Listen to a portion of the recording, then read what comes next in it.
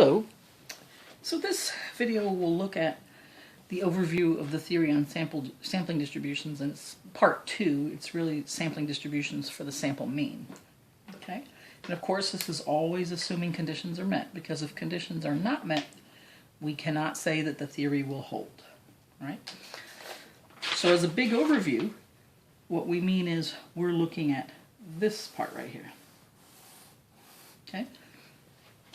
So if we have a numerical trait, we're going to use a mean to measure that, and then the average of the population, the numerical trait will be mu, and then how will the samples behave? Well, the y-bars will pile up or cluster around mu in a normal distribution and spread out by this formula. Standard deviation of the sample means will be sigma over square root of n, where sigma is the standard deviation of the population. Okay, that's the population. It means sample size is 1. Okay. Now, if you recall, what we did is we took Valencia ages, and you sampled for 30. Okay, and we knew that you were told that the average is 25.3, and that the standard deviation was 7.6. So when you sampled from the table, this is what you got.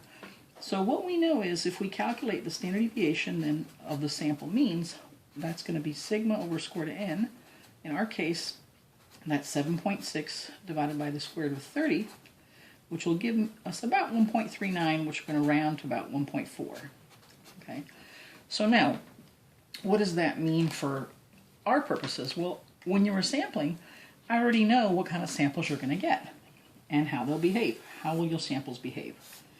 Well, your samples will cluster around 25.3, which is mu. And then in essence, what you have is your y-bars are going to be like this. They're going to be piling up around the mean. So this is very similar to the sample proportions. Like this, right? But what we can say is I can tell you how often you will see certain sample means. So because of this, that we know that the standard deviation of the sample means is about 1.4, then I can just now add 1.4 and subtract 1.4. So add 1.4, and I'll get 26.7.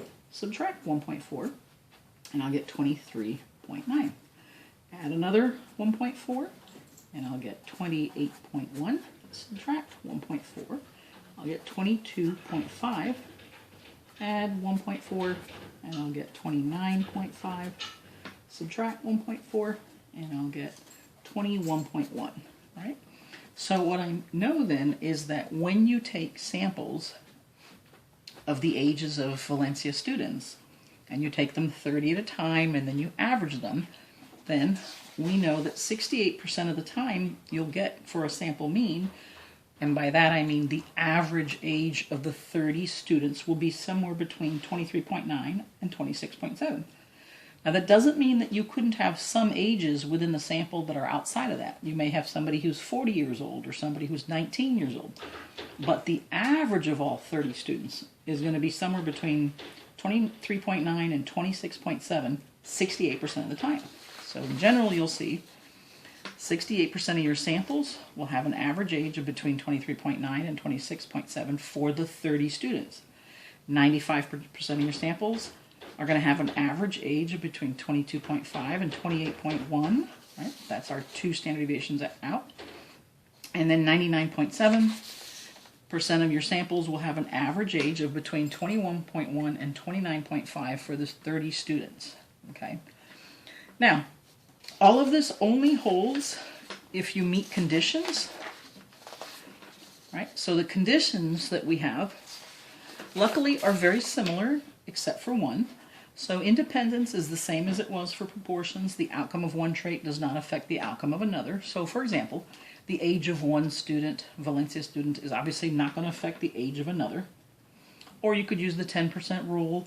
I'm taking sample sizes of 30, so 30 is certainly less than 10% of all students at a particular campus for the Valencia students, right? So independence is the same. Random sampling is the same. The only thing that is different is the representative sample.